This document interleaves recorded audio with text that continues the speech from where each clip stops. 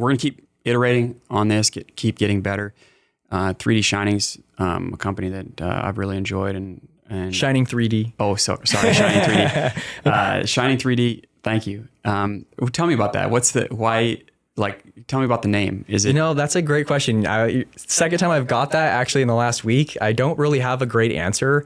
All I do know is, one of our slogans when I actually got to go to China in January, we would all say, concentrate and keep shining. So concentrate and keep shining. Yeah.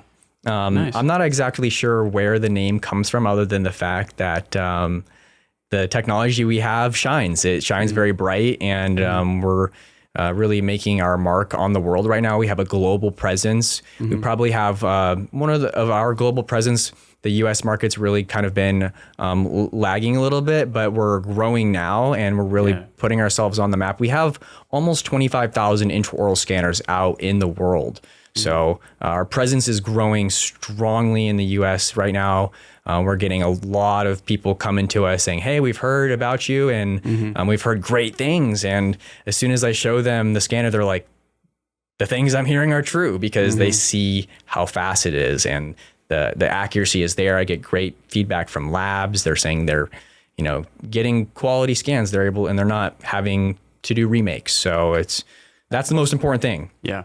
And exactly, that's the most important thing. And I am interested in patient care, access to care, and getting the lowest cost dentistry possible. So that's going to require these companies like Shining 3D to innovate.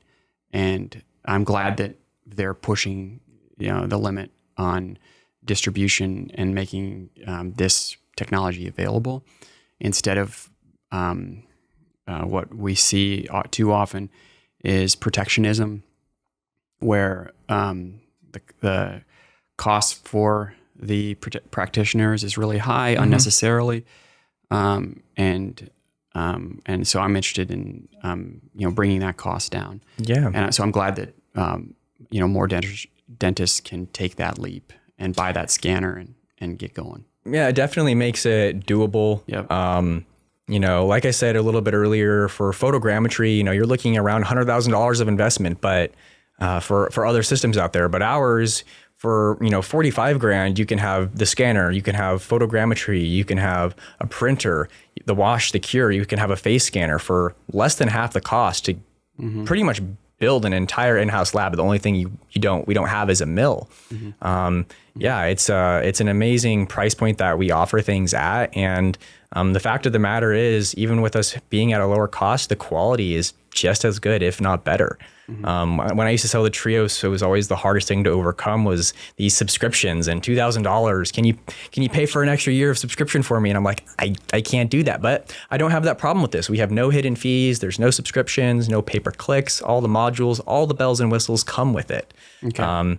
It's an amazing solution, and I'm really happy to be working for this company. I haven't ever been happier in my life. It really provides me a level of satisfaction I didn't know was possible, working in this field. And I got this question here a week and a half ago. I was doing a demo in Renton, and one of the most well-articulated questions, plural, I was given from this office manager, and I get, some good questions, but this guy had really good questions, and they were impressed with all of my answers, and I could feel that. It was a really good connection we made. And one of the questions he asked me was, why are you here?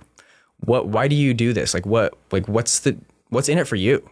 And I was like, wow, that was really deep question for just me scanning this, doing a demo. And the reason being is, why I love so much what I do is we provide not only a better experience for you as the clinician in your workflow, but the end result that the patients are getting is really what impacted me more than I ever thought it could. I even get the chills just talking about it, because it's so cool seeing someone come into a clinic, they're not happy, visibly not happy. They can't smile. They don't want to smile. Yeah. And they've been frustrated with previous dentistry.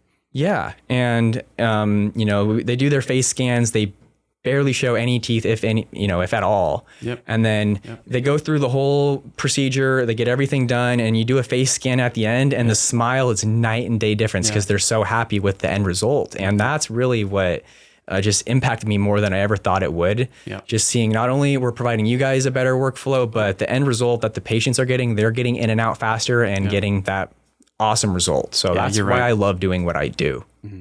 Yeah, thanks a lot. You're right. You're restoring hope in the industry. There's a lot of frustration in dentistry with removable products. There's people are going. There's a lot of. I see a lot of frustration.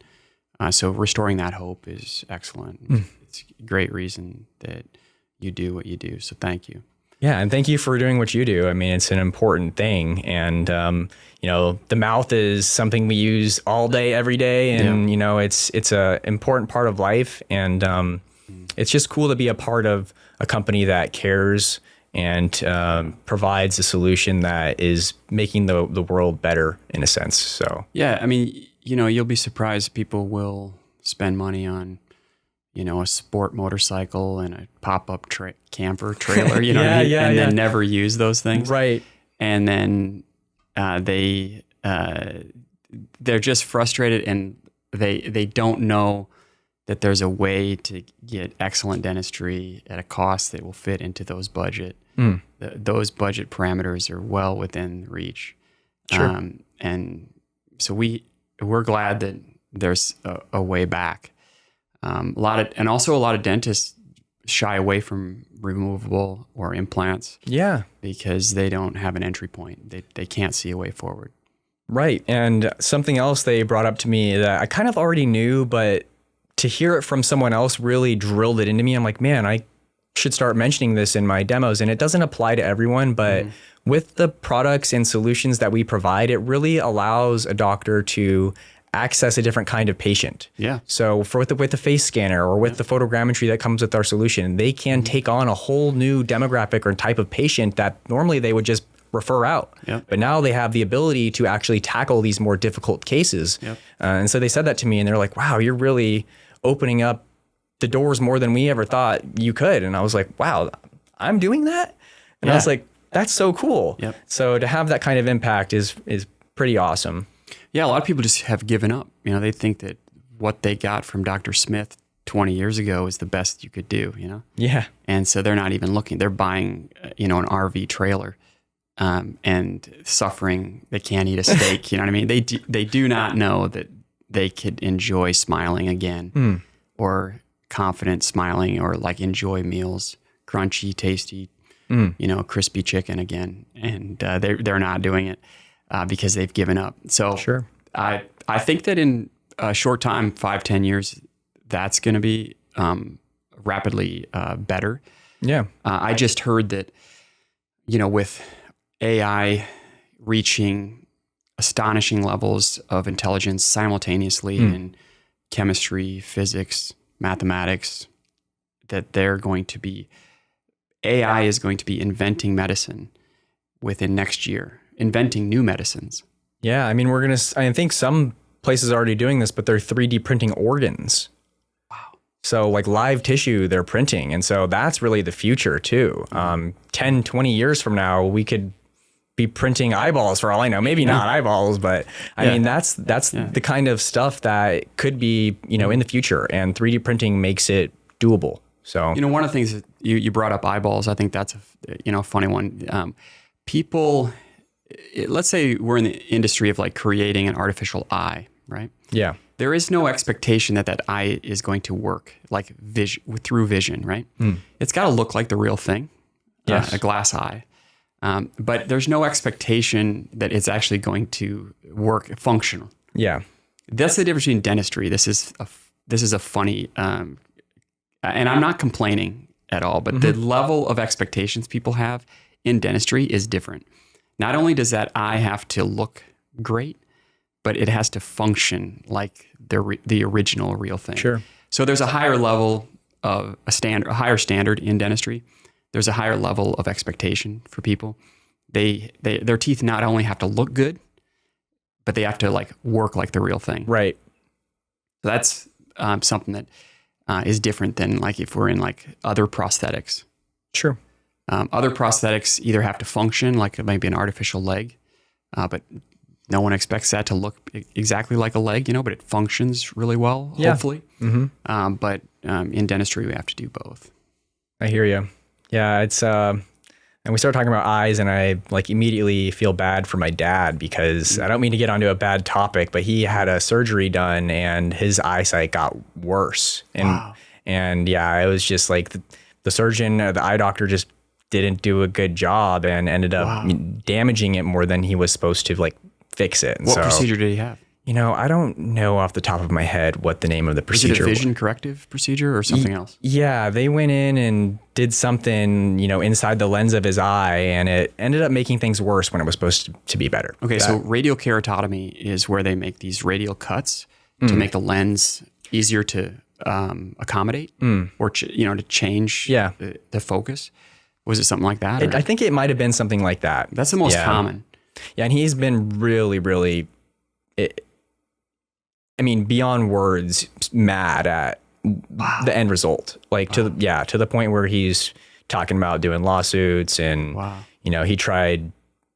Yeah, it's been a long process, and he's talked to some lawyers about it, and just certain things in the way the contract's written and stuff. And he's at the point where he wants to go stand on the curb of this doctor's office with a sign, I didn't know that. to make people not go in because of how bad it messed him up. Wow. I don't hear anything negative about until now.